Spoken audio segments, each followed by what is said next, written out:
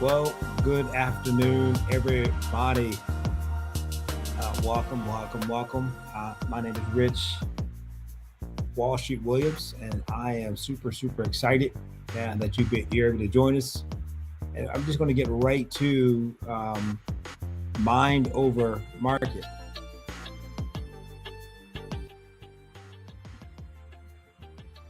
So, mind over market is something I started doing right at the beginning of COVID. And businesses, when COVID hit, many businesses had to pivot on how they were doing what they were doing. And so this is really a presentation that I did to help those businesses that we were working with understand what's happening in this market. So here's some things we'll go through: the stages of handling a setback. We'll talk a little bit about a pivot. We'll talk a little bit about acceptance, and we'll talk about wiring your mind for the shift. And then my favorite is the PTFAR, PTFAR, PTFAR, PTFAR. So, what are stages of a setback? We have a challenging time, we have a tough time, and understand there's no one, and I mean absolutely no one, is exempt from a tough time. No one is exempt from a tough time. We all face tough times. We all face challenging times. The question is, when the tough time or when the challenging time come, how do we respond to it, right? So there's the first level is denial. Denial is the first stage, denying that this has ever happened. I remember when the pandemic hit, I was working as a senior account executive for a company in Reston, Virginia, and pandemic hit somewhere at the end of January, and it was following the news, or following the news. If you remember Kobe Bryant's death, right? Crash helicopter, following that news, that week following that is when little by little information started to come out about the pandemic, right? And first it was like, well, there's this pandemic, and not to worry, it's under control. And then it started spreading, and then the next thing we know it, in February, businesses were starting to shut down because of the seriousness of the threat. And so there were people that were in denial, and then they got angry because of the effect of the pandemic, right? The effect of, some people lost their jobs, some businesses had to close, etc. Some companies were able to go to a remote workforce. And then people went through a stage of bargaining, trying to bargain. Okay, maybe it's not that bad. Maybe I can do this. Maybe, right? And then when they realized that bargaining didn't help, then it was a some people went into a depression as a result of the and I'm just using the pandemic as an example because the pandemic was the most recent worldwide setback that we faced in our time period. And then, of course, we got to an acceptance. We realized that there are things we could still move forward. Life could still move forward with the pandemic. We just had to be safe, wash your hands repeatedly, sanitize your hand, mask, etc. So we went through that stage of acceptance during the pandemic. But here's the truth: the faster we get to acceptance of the reality of a situation, the faster we can move through the challenge.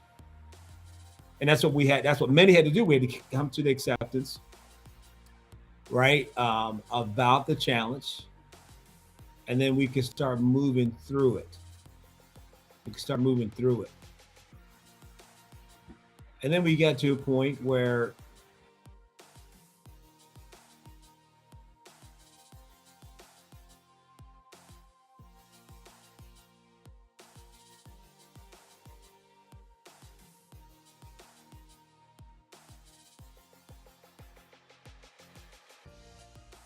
results.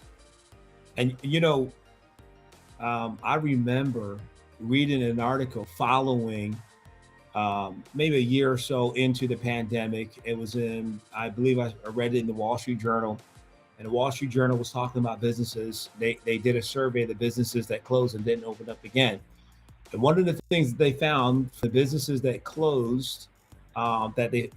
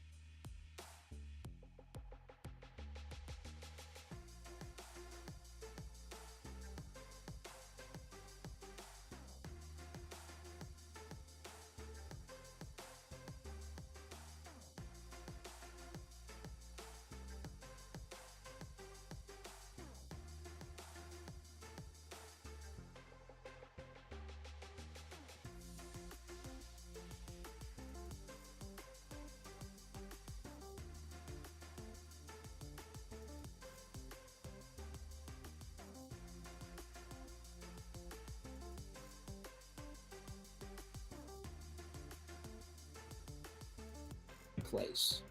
They didn't have a why in place that was strong enough to pull them forward to help them continue.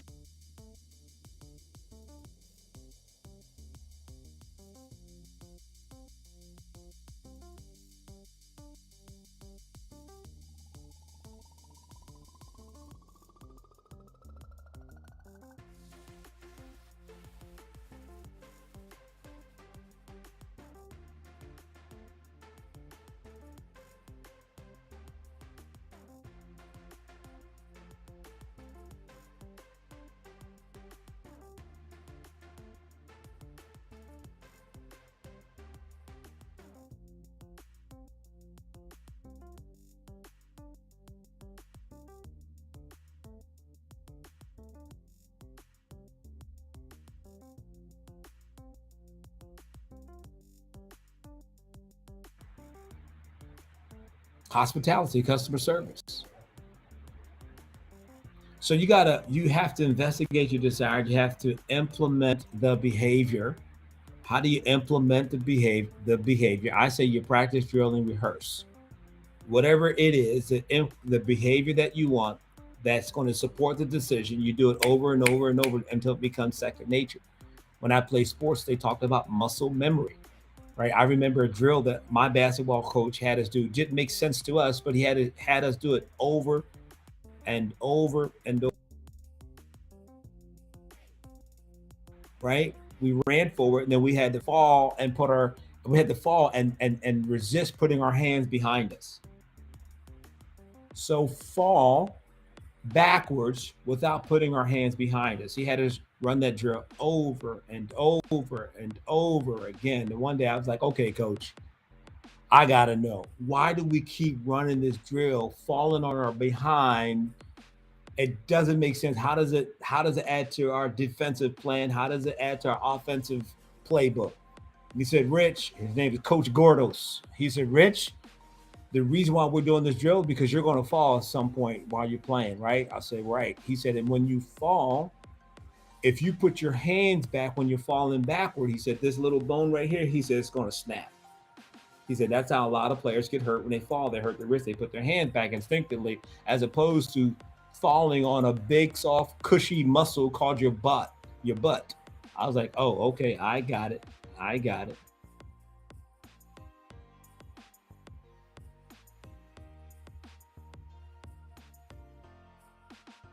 When you practice, drill, and rehearse, you become confident, competent, and you perform natural.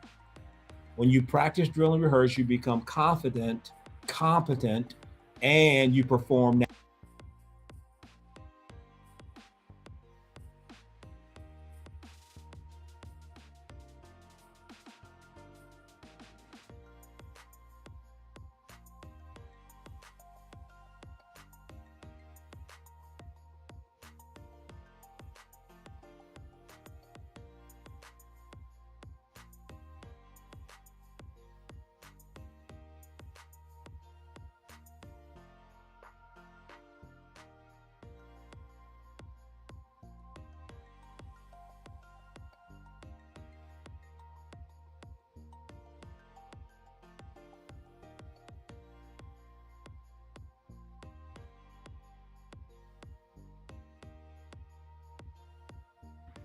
Consistently display their beliefs, good or bad. People consistently.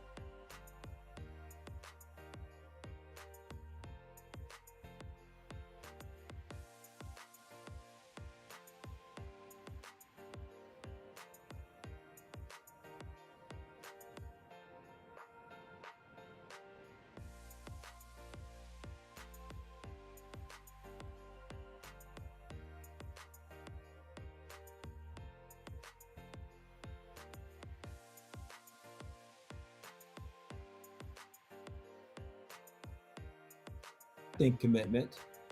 I think breakfast.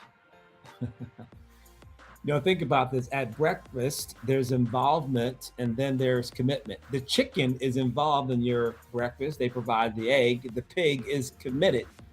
They provide the ham or bacon.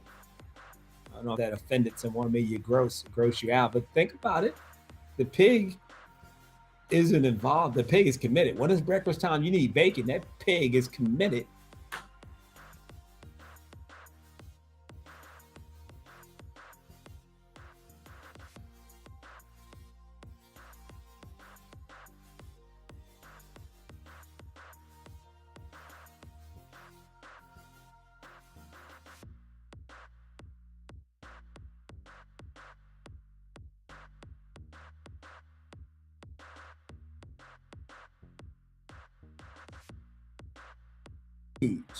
I have to choose my thoughts. I have to make a concerted effort to sit down and pick and choose my thoughts.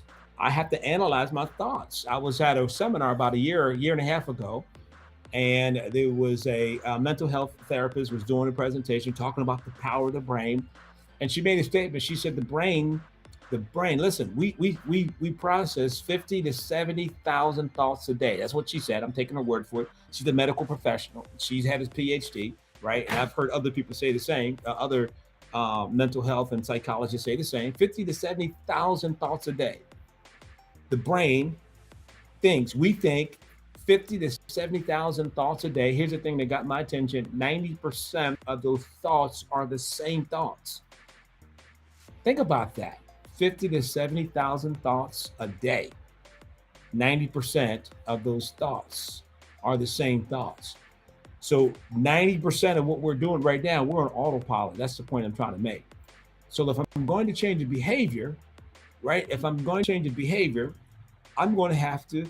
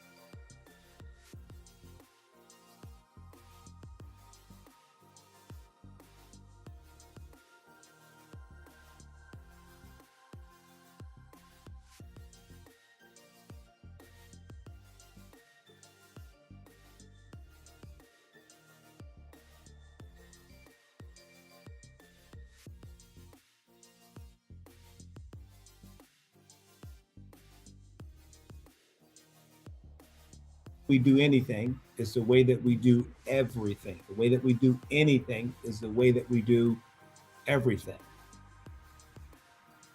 Right? So you got to take action. Is the point that I'm trying to make. You got to take action. That's the point that I'm